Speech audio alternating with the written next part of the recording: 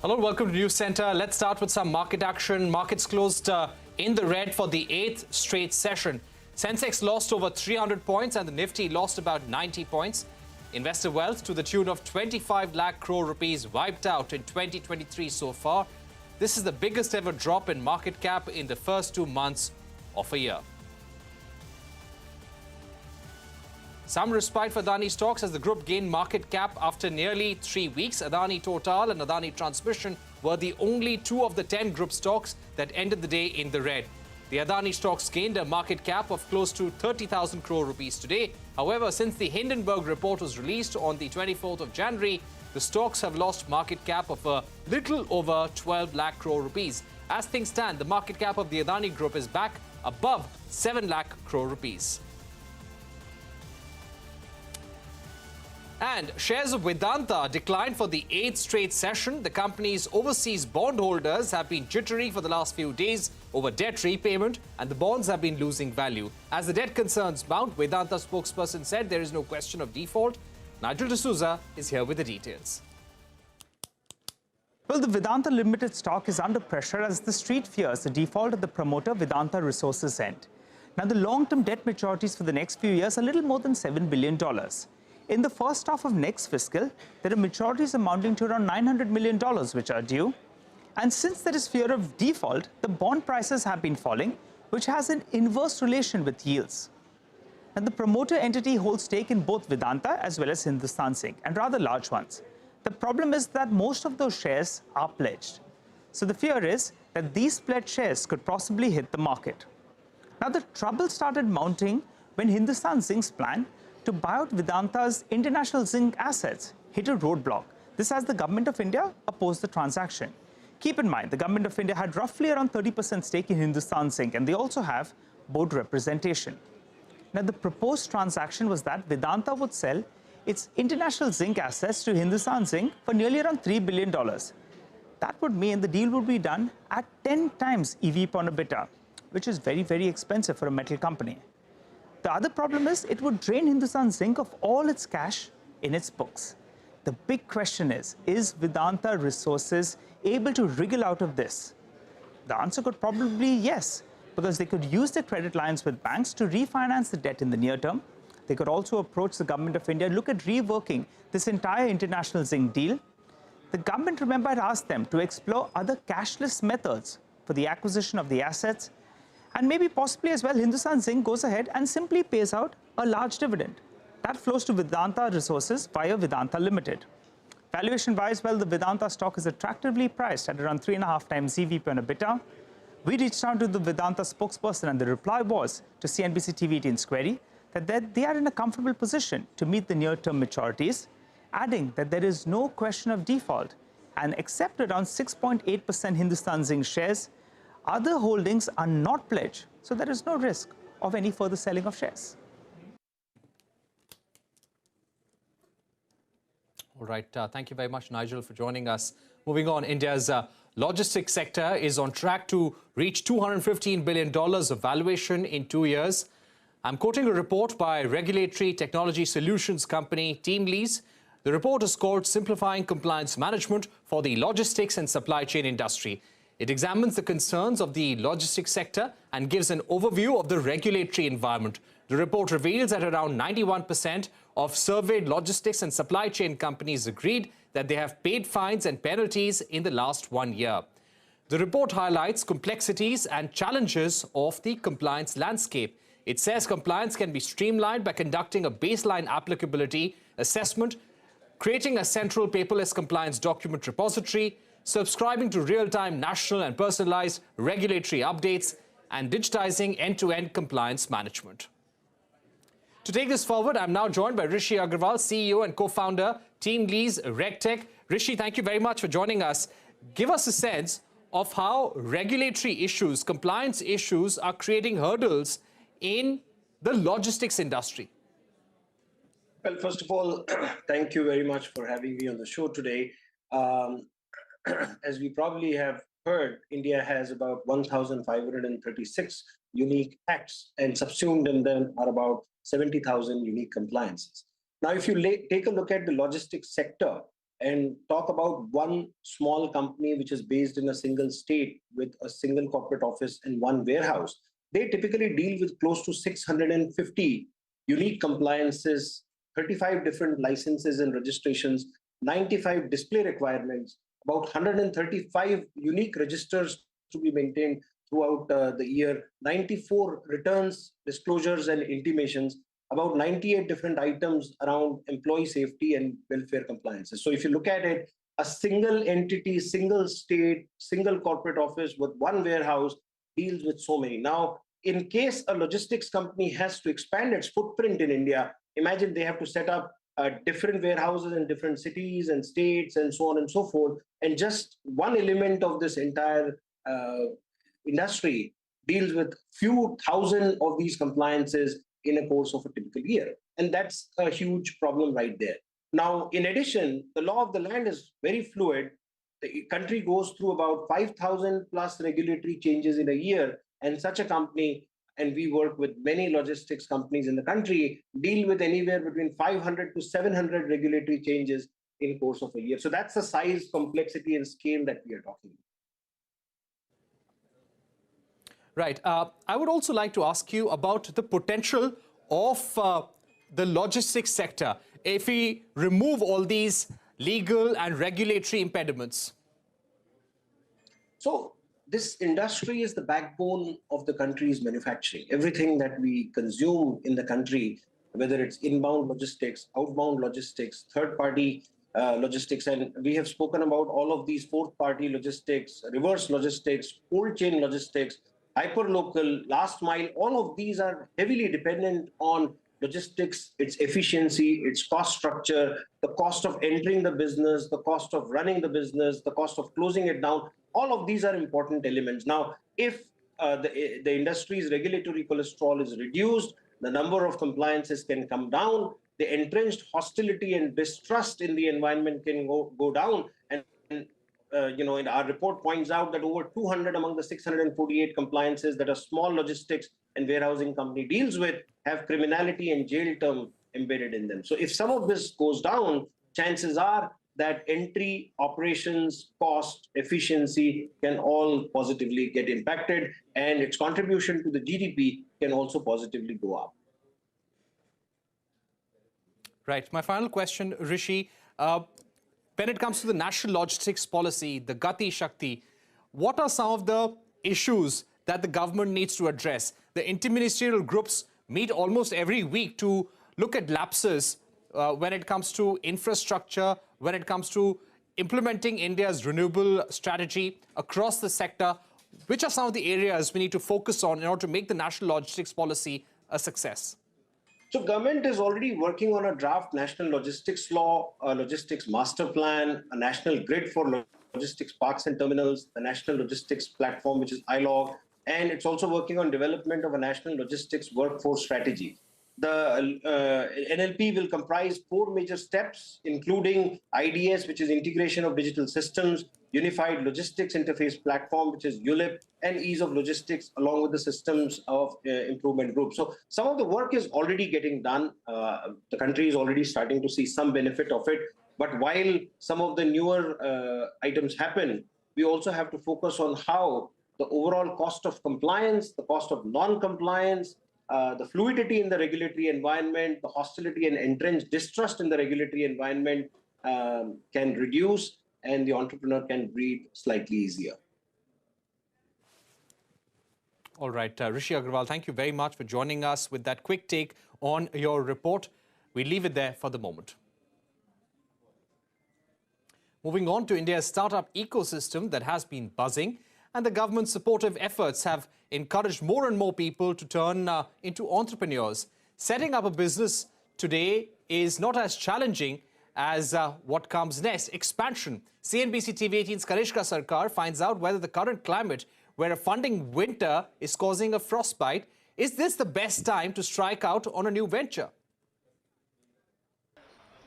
In the past 5 years, the Indian startup ecosystem has seen gears shift with much speed. Around $100 billion have come in via venture capital funding, and the number of startups registered with DPIIT has risen sharply from nearly 8,700 in 2018 to a little under 26,500 by the end of 2022. However, a close look at the numbers show that in the last 2 years, the pace of investments has slowed down. Overall funding has declined 30% in 2022 from the previous year. But some entrepreneurs point out that VC funding is just one of many avenues available to investment-hungry entrepreneurs, and that the Indian startup ecosystem is still in fine fettle. There has never been a greatest time than today. Internet and mobile has penetrated to a deeper extent in these last 2-3 years post-corona, and with lesser funding, you will be able to build a more long-lasting business. I think it will be more rational way to build business. They also argue that bootstrapping or growing a business without any external fundraising has resulted in numerous global success stories. One such example in India is Ease My Trip. One of the 2 bootstrapped consumer tech unicorns in India, the company's co-founder says it's a model that can be replicated, especially in today's scenario. The incumbent players which exist right now, they probably are also facing the heat of being cash strapped, and hence they probably are spending less amount of money on marketing and discounts, and hence it becomes a very good equalizer. I've said this many times that the VC money is a good money to solve teething problems, but it is not the necessity to grow. A few venture capital firms say that the funding winter is not so much a blizzard as a chilly breeze, and that there's money available for a good idea, a demonstration of commitment, and a sound execution plan, even in an economic downturn. If you're already building something which is prevalent in the market, very difficult to raise capital. If you're building something innovative, it's differentiated, and you have the courage to build it for 10, 15 years, I think it's never been a better time to start. Downturns are the best time to build great startups.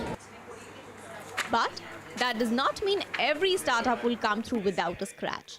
Layoffs, curtailed operations, and abandoned plans are just the tip of the iceberg. Experts say this consolidation phase will redraw the startup landscape in India, weeding out weak players and giving stronger or ring-fenced players a chance to get even stronger.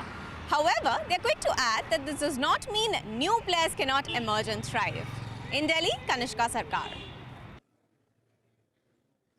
Delhi's Deputy Chief Minister Manish Sisodia continues to remain in jail. He was arrested 2 days ago by the CBI in a case related to the Delhi liquor policy, which was later withdrawn. Today, the Supreme Court refused to entertain his bail plea and asked Sisodia to move the High Court instead. Ashwin Kumar is here with more details. Ashwin, what transpired in the Supreme Court and what next for Manish Sisodia? Well, 2 days after his arrest, and the second setback coming in for Manish Sisodia, Delhi's Deputy Chief Minister. Yesterday, of course, was when the CBI Special Court remanded him to police custody, which is that CBI would have him for 5 days for custodial interrogation. In response to that, Manish Sisodia had taken the exceptional route of directly knocking on the doors of the Supreme Court for relief. Now, this is something that the CJI-led bench of the Apex Court didn't look very kindly on. The CJI-led bench of the Supreme Court observed that, look, this is not a fit case to be heard by Supreme Court, that there are alternate remedies available. The High Court, in fact, spelled it out very clearly that as far as the bail application is concerned, it can be moved before the CBI Special Court. There can be an appeal filed before the Delhi High Court. What is the reason for bypassing all of these legal remedies and coming to the Apex Court? That was a question that was posed by the CJI to, in fact, Manish Sisodia's counsels. But the response that came did not impress the Apex Court. And on the back of that, the Supreme Court holding that in light of the alternate remedies that are available, this is not a fit case for the Supreme Court to grant any relief, and with that has rejected this application. As far as the future course of action is concerned, what this does is essentially pan things out very clearly for Manish Sisodia that the only relief that he will have are twofold. He can either move for bail once again before the CBI Special Court, or the other is, of course, moving the Delhi High Court. These are two remedies that he has available. Knocked on the Apex Court's doors. The CJI was not impressed. No relief coming in from the top court. All right, Supreme Court making it very clear that first exhaust all remedies in lower courts before coming to the Apex Court. Thanks, Ashwin Kumar, for joining us with those details. Let's move on to India-Denmark relations, which and both countries have actually decided to strengthen their partnership on green hydrogen, renewable energy and wastewater management. Both countries have today signed a number of MOUs between Indian and Danish companies on offshore wind and renewable energy. India and Denmark will build their partnership on capacity building and technology transfer. Danish Crown Prince Frederik Andre Henrik Christian is in India with a big government and business delegation. I caught up with Denmark's Minister for Climate, Energy and Utilities, Lars Agard, and began by asking him about the status of the Green Strategic Partnership. Listen in. Yeah, Denmark is a global front-runner. Countries have collaborated on that area intensively. We work together on planning on your seabed to see where in India can offshore wind be developed most cost-effective. We have worked together on grid planning, an outlook for how the Indian energy system could develop. And I'm very pleased to see that there are so many concrete results coming out of that work, and there's a huge interest from the Danish private sector in working together with the Indian society and Indian companies to see ways forward that we can strengthen the green transition of the Indian energy system. Because the reality is that when it comes to climate change, if India doesn't succeed, the world doesn't succeed. So I'm strongly committed to working together. And as your Prime Minister Modi has said, India's got the scale, Denmark got the competences. My impressions after 2 days here in India is that India has also competences, and what is facing us now is a need to scale up because the Indian consumers need more electricity, and the world needs to see a more green future. So time is not on our side, but I'm so pleased that the two countries can work so closely together. Right. Minister Agard, I would also like to ask you, are there certain sectors in the energy sphere where MOUs are going to be agreed upon between India and Denmark? Are there any investments being announced by the Danish private sector or the government? Actually, today a number of MOUs has been signed between Indian and Danish companies, and I can tell you that when you look at the numbers, India hosts Danish companies that employs close to 100,000 people. So India is among one of the countries in the world where Danish companies are investing the most and creating jobs. So I only see a bright future in that respect. I think more trade will come, and I'm also happy to see when I'm back home in Copenhagen that it's not that seldom that I meet somebody from India. So I think there are huge opportunities here, and India is definitely from the commercial side an interesting market to invest in for Danish companies.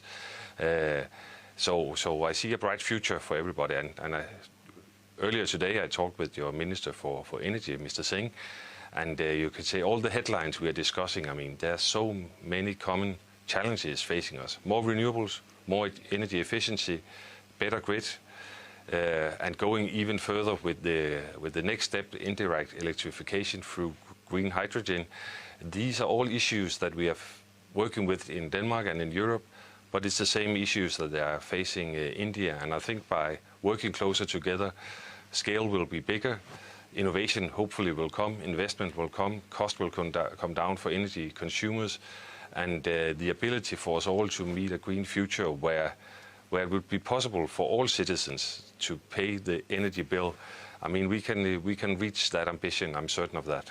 Right. I would also like to ask you, when both sides worked on the Green Strategic Partnership last year, there was a decision to focus on green hydrogen, renewable energy and wastewater management. India has recently launched a green hydrogen mission. How do you see that roadmap that India has come up with? What kind of investments, cooperation on green hydrogen manufacturing, on electrolyzer manufacturing can we expect between Denmark and India? One of the companies that signed an MOU today was Topsø, and they are world leading in electrolyzers. So collaboration is already there. But from my heart, I must salute the Indian hydrogen strategy. Because we can do a lot with direct electrification, but we need to see a new hydrogen economy involved. You need it for fertilizers, for your steel industry, for refineries and so on.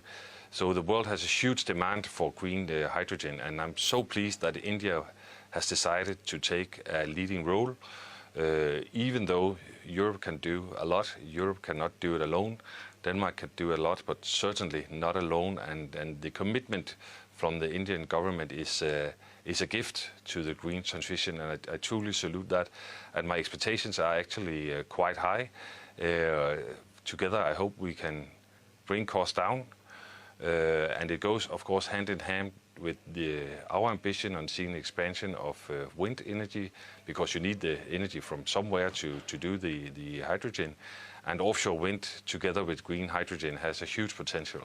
So I truly salute the ambitions from the green Indian government, and I'm looking forward to expand our collaboration in that area too.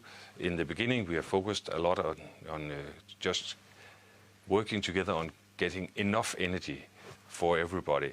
And the next phase will be the innovative, ambitious targets that are now set for green hydrogen. And also there, I'm sure that Denmark and India will collaborate closely. Minister Agard, any joint targets that have been agreed upon during this visit of yours?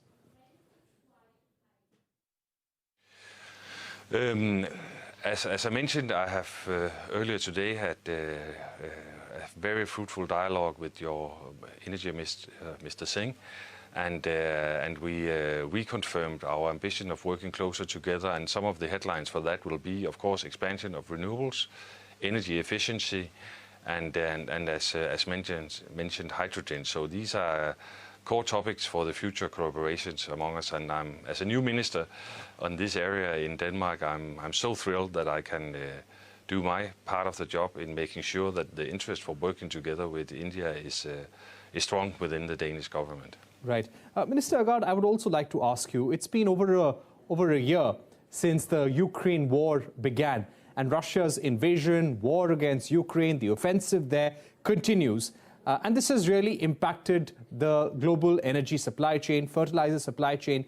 Give us a sense of how Denmark is working its priorities out as a result of this war, future-proofing its energy strategy. Denmark is a quite cold country, so we use a lot of energy for heating in our housing sector. And a lot of that energy comes from imported natural gas, and Russia has been the main supplier for Europe.